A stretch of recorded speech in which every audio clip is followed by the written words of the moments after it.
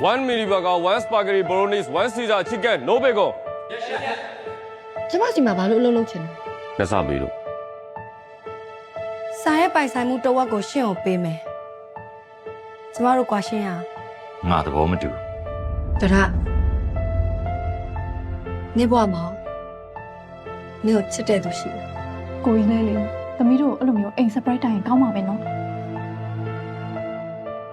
အမေနဲ့ညီမလေးကတော့ချစ်မယ်လို့ထင်တာပဲ အောင်တိုနီက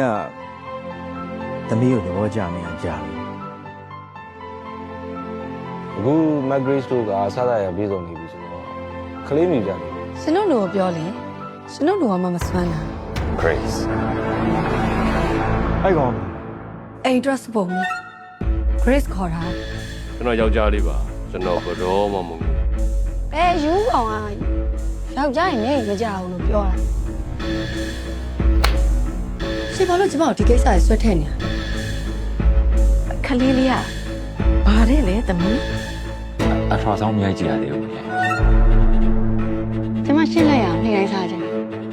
ဒီဆိုင်ကိုလည်းနေ့တိုင်းမလာနိုင်ဘယ်လိုလုပ် ဘာကွာငါယောက်ျားကွာမင်းတို့ထင်နေလို့ဂိမ်းမဟုတ်ဘူးအားလားစိတ်ကဖြစ်တယ် အဖေဖြစ်တာနဲ့ပဲသမီးကဘာမှပြန်ပြောပိုင်လို့မရှိဘူးသားသမီးတွေကမိဘကိုရွေးချယ်ပိုင်ခွင့်မရှိပါ ငါတို့လည်းရွေးချယ်ပိုင်ခွင့်မရှိဘူး မင်းတက်လာတယ် ဘယ်လိုလဲဘဝရရတာရှိ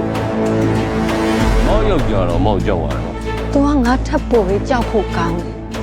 ရှင့်ကိုရှင်ရောကလေးရနိုင်မယ်လို့ထင်တယ် ရအောင်လုပ်ပြမယ်လာခဲ့